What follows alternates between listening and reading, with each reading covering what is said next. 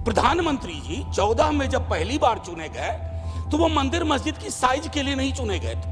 2 करोड़ प्रतिवर्ष नौकरियां उनका वादा था। आपने वो तिलिस्म विकसित कर लिया है कि समस्याओं को एड्रेस किए बगैर भी चुनाव कैसे जीते जा सकते हैं। अगर 80 करोड़ लोगों को आपको अनाज देना पड़ रहा है तो मुझको अर्थव्यवस्था पर कोई टिप्पणी नहीं करनी है। हंगर इंडेक्स पे खुल के कहिए हम मीट नहीं कर पाए हैं। ये सत्ता पक्ष और विपक्ष का मामला नहीं है, ये मामला है हमारे कलेक्टिव फेलियर का। फॉरेन एक्सचेंज रिजर्व कुछ भी रख लो, लेकिन अगर गरीब की थाली में ऊपर परिलक्षित नहीं हो रहा है तो फाइल भी किताबी है और गांव भी किताबी।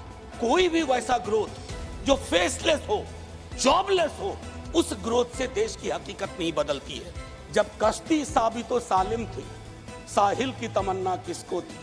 अब ऐसी शिकस्ता कश्ती पे साहिल की तमन्ना कौन करे? जो राज्यसभा और लोकसभा में बैठे हुए हैं उनके लिए आर्थिक परिस्थिति पे जब हम बात करते हैं ना तो सर सबसे पहले गरीब की थाली नजर आती है।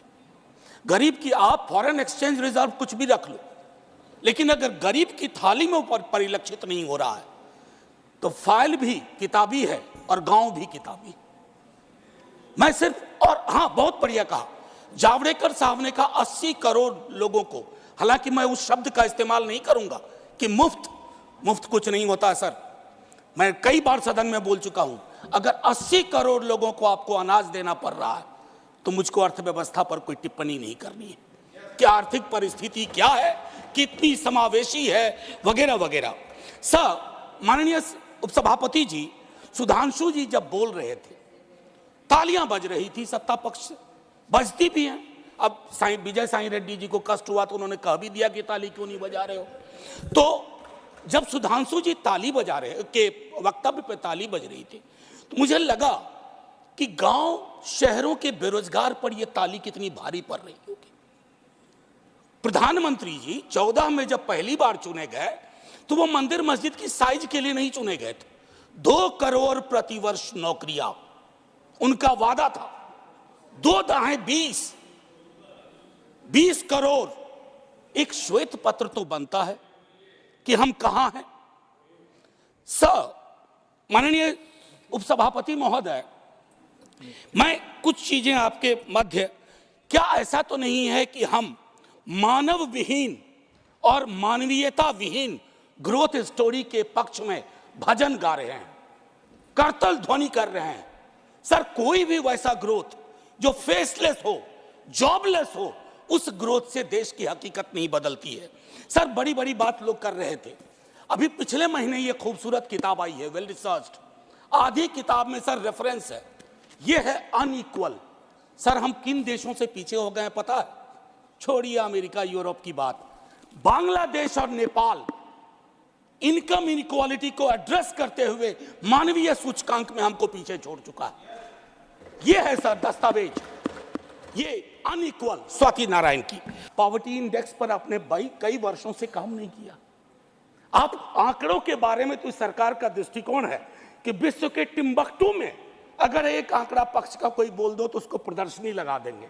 अगर कोई आंकड़ा सरकार को असहज करता है तो कहेंगे हम तो इसको मानते ही नहीं है, इनकी तो मेथोडोलॉजी खराब है। साहब नहीं, ये डिफरेंशियल दृष्टिकोण मत रखिए। हंगर इंडेक्स पे खुल के कहिए हम मीट नहीं कर पाए हैं। ये सत्ता पक्ष और विपक्ष का मामला नहीं है, ये मामला है हमारे कलेक्टिव फेलियर का। हमें एड्रेस करना होगा। आपको असल में लग गया सर, बस 1 मिनट लूंगा माफी के साथ। सर आपको असल में लगता है कि आप इनकम इनइक्वालिटी की बात ना करें, पॉवर्टी रिडक्शन की बात ना करें, अनएम्प्लॉयमेंट एड्रेसिंग की बात ना करें, चुनाव आप फिर भी जीत जा रहे हैं। मैं मानता हूं आपने वो तिलिस्म विकसित कर लिया है कि समस्याओं को एड्रेस किए बगैर भी चुनाव कैसे जीते जा सकते हैं। लेकिन जिन बोतल से निकला ये जिन्न देश पर बहुत भारी पड़ने जा रहा है। वेल्थ टैक्स को लेकर के, इनकम इनइक्वालिटी को लेकर मैंने कहा वेल्थ टैक्स 16 में आपने अबॉलिश कर दिया। किसानों के बारे में सर मैं कहता हूं, आप कहते हैं शेयर बाजार उछल रहा है, बड़ी तारीफ होती है। सर शेयर बाजार उछले और एक किसान आत्महत्या कर ले, एक युवा बेरोजगार आत्महत्या कर ले तो आप किस चीज को कहेंगे? सर और कुछ नहीं कहना चाहता। हाशिए के समूहों में पॉवर्टी की जो परिस्थिति है, आप बिहार का डेटा देखिए। आखिरी सर एक सुधांशु जी बड़ी अच्छी चीजें बता गए। हमें तो लगा कि हम तो बेकार परेशानी है, गरीबी से, भुखमरी से। 30 सेकंड सर। तो मैं आपके माध्यम से अपने मित्रवर्ग को कहता हूं, जब कश्ती साबितो सालिम थी, साहिल की तमन्ना किसको थी? अब ऐसी शिकस्ता कश्ती पे साहिल की तमन्ना कौन करे? जय हिंद सर। खबरों की दुनिया से लेकर संघर्षों की कहानी तक, क्षेत्रीय खबर और संस्कृति के संग बुंदेली माटी से बना एक अंग। बुंदेलखंड 24/7, स्वतंत्र बुंदेलखंड, सफल बुंदेलखंड।